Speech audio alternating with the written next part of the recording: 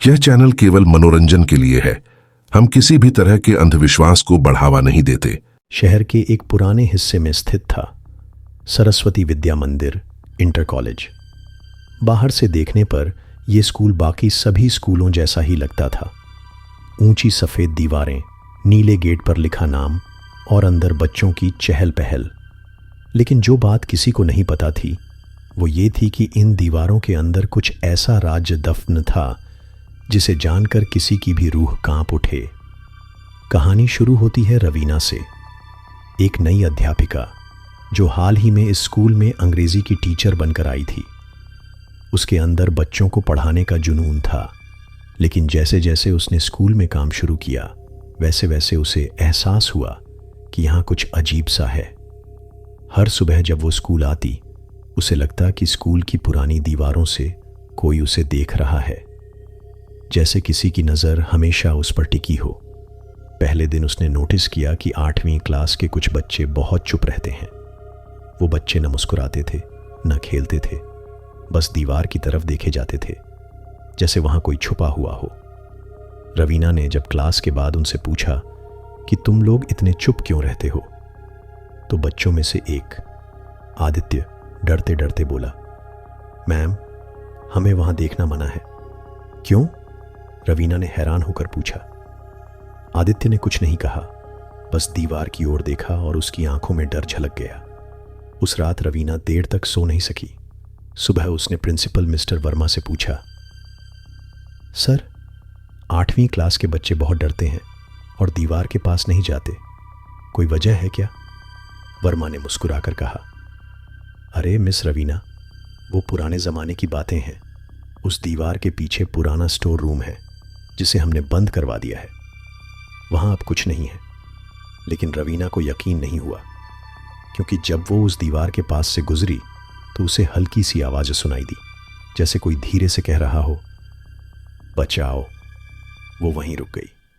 दीवार के पास झुककर उसने कान लगाया। फिर वही आवाज़, थोड़ी और साफ, मुझे यहाँ से निकालो।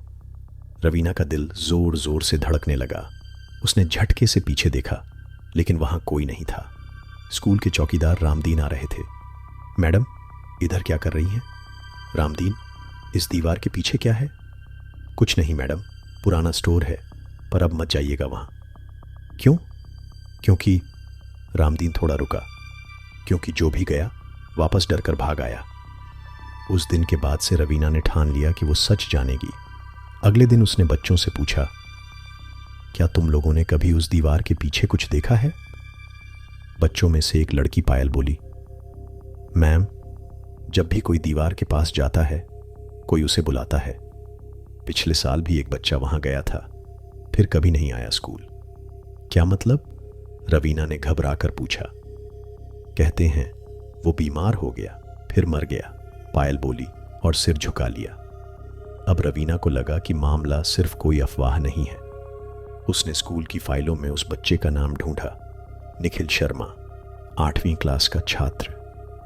रिपोर्ट में लिखा था, निखिल अचानक बीमार पड़ा और 3 दिन बाद उसकी मौत हो गई। लेकिन रवीना के सवाल और बढ़ गए। क्या वाकई ये बीमारी थी या कुछ और? एक दिन उसने खुद उस दीवार के पीछे जाने का फैसला किया। स्कूल के बाद सब चले गए, गेट बंद हो गया। वो अकेली स्कूल के अंदर रह गई। दीवार के पीछे जाने का रास्ता चौकीदार के कमरे के पीछे था। उसने टॉर्च ली और उस पुराने स्टोर रूम की ओर बढ़ी। दरवाज़ा जंग लगा हुआ था, जैसे कई सालों से खोला न गया हो। उसने धीरे से धक्का दिया, कर्कश आवाज़ आई और दरवाज़ा खुल गया। अंदर घुप अंधेरा था, हवा बांसी थी, दीवारों पर पुरानी टाइलें टूटी पड़ी थीं। उसने टॉर्च की रोशनी घुमाई। पुराने बेंच, कुर्सियां और बच्चों के टूटे हुए स्लेट पड़े थे। लेकिन तभी उसकी टॉर्च दीवार पर रुकी। वहां कुछ लिखा था, खून जैसे लाल रंग में, मैं अभी भी यहां हूं। रवीना की सांस रुक गई। उसने टॉर्च पीछे की ओर घुमाई। वहां किसी बच्चे की परछाई दीवार पर हिली। वो चिल्लाई, कौन है वहां? कोई जवाब नहीं। टॉर्च का प्रकाश कांप रहा था। तभी पीछे से किसी ने उसका नाम लिया, रवीना मैम। वो मुड़ी, वहां कोई नहीं था, लेकिन दीवार पर एक हाथ का निशान उभर आया, गीले लाल रंग से बना हुआ। डर से उसके हाथ कांपने लगे। वो भागकर बाहर निकली। दरवाज़ा बंद हो चुका था। उसने पूरी ताकत से धक्का दिया। आखिर दरवाज़ा खुला और वो बाहर आई। सुबह जब स्कूल में सब आए, उसने किसी से कुछ नहीं कहा, लेकिन उसके चेहरे का डर सब देख सकते थे। उस दिन के बाद से रवीना की हालत बदलने लगी। क्लास में उसे बार बार वही आवाज़ सुनाई देती, मुझे निकालो, मैं बाहर आना चाहता हूँ। कई बार ब्लैक बोर्ड। उस रात जब रवीना ने निखिल की आत्मा को मुक्ति दिलाई, उसे लगा कि सब खत्म हो गया है, पर असली डर तो अब शुरू होने वाला था।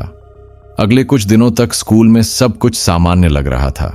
बच्चे फिर से मुस्कुराने लगे थे, क्लास में हलचल थी और प्रिंसिपल वर्मा भी सुकून में दिख रहे थे। लेकिन रवीना के दिल में एक अजीब सा खालीपन रह गया था। हर सुबह जब वो उसी दीवार के पास से गुजरती, उसे लगता कोई उसे देख रहा है, पर इस बार वो डर नहीं बल्कि एक बेचैनी थी।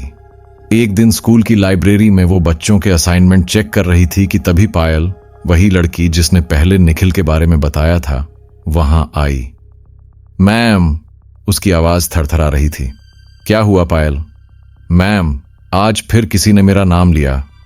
किसने? मुझे नहीं पता मैम, लेकिन आवाज आई, वही दीवार की तरफ से। रवीना चौंक गई।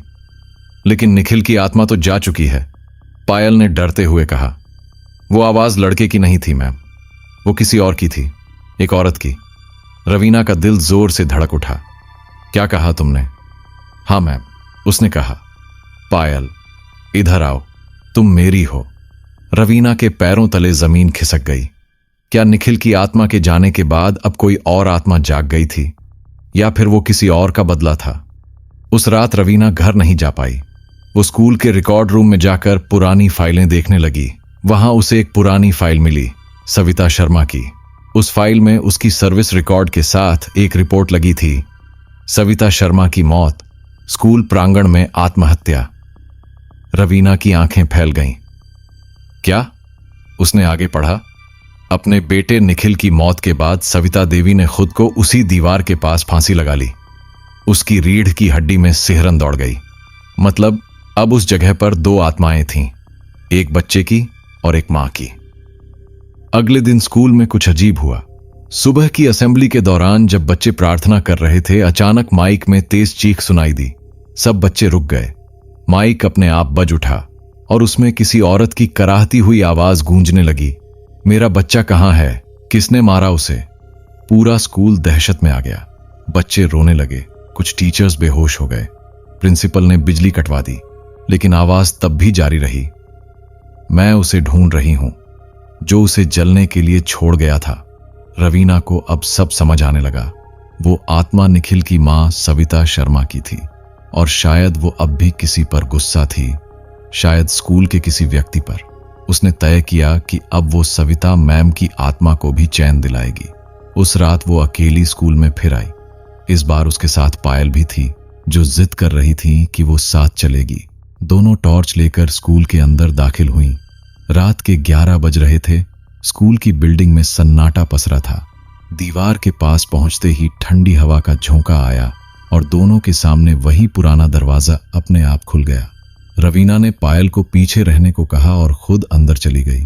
कमरे में अब पहले से ज्यादा सन्नाटा था। अचानक एक पुराने ब्लैक बोर्ड पर खुद ब खुद कुछ लिखा गया, मुझे न्याय चाहिए। कौन हो तुम? रवीना ने कांपती आवाज में पूछा। दीवार से वही औरत की आवाज आई, मैं सविता, मेरा बच्चा मर गया, किसी ने उसे नहीं बचाया। रवीना की आंखों से आंसू निकल आए। मुझे पता है, लेकिन अब उसे शांति मिल गई है। अब तुम भी चैन पालो। नहीं, आवाज और तेज हो गई। अब वो चीख में बदल रही थी, जब तक मेरे बेटे को मरने देने वाले को सजा नहीं मिलेगी, मैं नहीं जाऊंगी। रवीना घबरा गई। किसने उसे मरने दिया? कमरे में हवा का तूफान उठा, फाइलें उड़ने लगीं और ब्लैक बोर्ड पर खून जैसे लाल रंग में एक नाम उभर आया, वर्मा। रवीना सन्न रह गई। प्रिंसिपल वर्मा। अगले दिन उसने वर्मा से मुलाकात की। सर, सच बताइए, निखिल के साथ क्या हुआ था? वर्मा का चेहरा सफेद पड़ गया। तुमने ये नाम कहां से सुना? सविता शर्मा ने, उसकी आत्मा ने। वर्मा के हाथ कांपने लगे। कुछ पल बाद वो बोले, हां, मैंने गलती की थी। उस दिन जब आग लगी मैंने फायर अलार्म बंद कर दिया था, डर के मारे। मुझे लगा छोटा हादसा है, खुद बुझ जाएगा, पर देर हो गई। मैं नहीं चाहता था कि स्कूल की बदनामी हो। रवीना के अंदर गुस्सा उबल पड़ा। आपकी वजह से एक बच्चा मर गया और उसकी मां ने खुदकुशी कर ली। वर्मा ने सिर झुका लिया। मैं तब से हर रात उसी दीवार के सामने माफी मांगता हूं, लेकिन वो मुझे माफ नहीं करती। उसी रात रवीना ने फैसला किया कि अब इस डर का अंत करेगी। वो और वर्मा दोनों स्कूल आए, मोमबत्ती जलाकर दीवार के सामने खड़े हुए। वर्मा रोते हुए बोले, सविता, मुझसे गलती। वर्मा की मौत के बाद स्कूल में कुछ समय तक सब कुछ सामान्य लगने लगा था। रवीना ने सोचा, अब सब खत्म हो गया। दीवार अब शांत थी, वहां से न कोई आवाज आती थी, न कोई साया दिखता था। बच्चों ने फिर से खेलना शुरू कर दिया और स्कूल की दीवारों में फिर से हंसी लौट आई थी। लेकिन डर कभी इतनी आसानी से नहीं जाता, वो बस रूप बदलता है। 3 महीने बाद स्कूल में नई टीचर मीनाक्षी ने ज्वाइन किया। वो जवान, उत्साही और बहुत दयालु थी। पहले ही दिन उसने बच्चों से कहा, मैं चाहती हूं कि हमारा क्लास सबसे खुश रहे। कोई डर नहीं, कोई तनाव नहीं। बच्चे खुश हो गए। पर उसी शाम जब मीनाक्षी स्कूल के पीछे वाले हिस्से से गुजर रही थी, उसे किसी के सिसकने की आवाज सुनाई दी। कौन है वहां? कोई जवाब नहीं। वो धीरे धीरे आगे बढ़ी, हाथ में टॉर्च थी। दीवार के पास पहुंची, वही दीवार जहां निखिल और सविता की आत्माएं कैद थीं। हवा ठंडी हो गई। अचानक टॉर्च की रोशनी झपकी और सामने कुछ लहराया। एक छोटी बच्ची की परछाई दीवार पर उभर आई। मां, आवाज आई। मीनाक्षी ठिठक गई। कौन मां, अब मैं कहां जाऊं? आवाज इतनी मासूम थी कि मीनाक्षी का दिल पिघल गया। उसने सोचा, शायद किसी बच्चे की आत्मा है जो अब भी भटक रही है। अगले दिन उसने रवीना को सब बताया। रवीना ने सिर झुका लिया। मुझे लगा अब सब खत्म हो गया था। मीनाक्षी बोली, नहीं रवीना, कुछ बाकी है। शायद वो बच्ची सविता मैम की आत्मा नहीं है, कोई और है। दोनों ने स्कूल की पुरानी रिकॉर्ड फाइलें खंगालनी शुरू की। एक पुराने बॉक्स में जो ताले में बंद था, उन्हें एक और रिपोर्ट मिली। राधा मिश्रा, कक्षा 3 की छात्रा, स्कूल प्रांगण से लापता। तारीख थी ठीक उसी दिन की जब निखिल की मौत हुई थी। रवीना का चेहरा पीला पड़ गया। मतलब उस दिन सिर्फ निखिल नहीं, राधा भी मरी थी। मीनाक्षी ने कांपती आवाज में कहा, और शायद उसकी आत्मा अब भी यहीं है। उस रात रवीना और मीनाक्षी दोनों ने फिर वही कमरा खोला। मोमबत्ती जलाकर दीवार के सामने बैठी। राधा, अगर तुम यहां हो तो हमसे बात करो, हम तुम्हारी मदद करने आए हैं। कुछ पल सन्नाटा रहा, फिर कमरे का तापमान अचानक गिर गया। मोमबत्ती की लौ कांपने लगी और सामने दीवार पर एक छोटी सी आकृति उभर आई। एक 8-9 साल की बच्ची की, जिसके बाल बिखरे थे, आंखें लाल थीं और कपड़े जले हुए। मां, उसने कहा। मां कहां है? रवीना की आंखों में आंसू आ गए। तुम्हारी मां नहीं है यहां बेटा, लेकिन हम हैं। नहीं, बच्ची की आवाज डरावनी हो गई। मां ने कहा था, कोई मुझे नहीं छोड़ेगा, सब मुझे जलने देंगे। कमरे की खिड़कियां जोर से बंद हो गईं। दीवारें कांपने लगीं। अब दीवार पर 3 साए थे, सविता, निखिल और राधा। तीनों जैसे किसी दर्द में थे। मीनाक्षी चिल्लाई, रवीना, ये कोई सामान्य आत्माएं नहीं हैं, ये जगह शापित है। तभी बाहर से घंटी की आवाज आई, मंदिर की। रवीना ने दौड़कर अपना दुपट्टा सिर पर डाला और मंत्र पढ़ने लगी, एयूएम नमः शिवाय। कमरे में धुएं का गुब्बार फैल गया। दीवार पर दिख रहे तीनों साए धीरे धीरे मिटने लगे और एक आखिरी आवाज गूंजी, धन्यवाद, अब कोई बच्चा नहीं मरेगा। सन्नाटा छा गया। मोमबत्ती अपने आप बुझ गई। रवीना और मीनाक्षी दोनों जमीन पर गिर पड़ी। जब सुबह स्कूल का गार्ड अंदर आया तो उसने देखा कमरे के बीच में एक छोटी सी सफेद तितली उड़ रही थी और दीवार पर कोई साया नहीं था। पर दीवार के नीचे एक नया निशान बना था, एक छोटी हथेली का प्रिंट, लाल रंग का, जैसे किसी बच्चे ने छुआ हो। उसके नीचे लिखा था, अब डर खत्म। स्कूल की दीवारों को फिर से रंगा गया। उस कमरे को बंद कर दिया गया। सरकार ने उसे शहीद बच्चों की स्मृति कक्षा घोषित कर दिया। रवीना ने अपनी नौकरी छोड़ दी और बच्चों के लिए एक एनजीओ खोल लिया, Savita trust for innocent children. Meenakshi अब वहां पढ़ाती थी। लेकिन कभी कभी रात को जब स्कूल के पास से कोई गुजरता तो उसे बच्चों के हंसने की धीमी आवाजें सुनाई देती। कोई डर नहीं, बस मासूम हंसी जो दीवारों में गूंजती थी। और वहीं स्कूल के पुराने बोर्ड पर आज भी लिखा है, शिक्षा सिर्फ किताबों से नहीं, इंसानियत से होती है।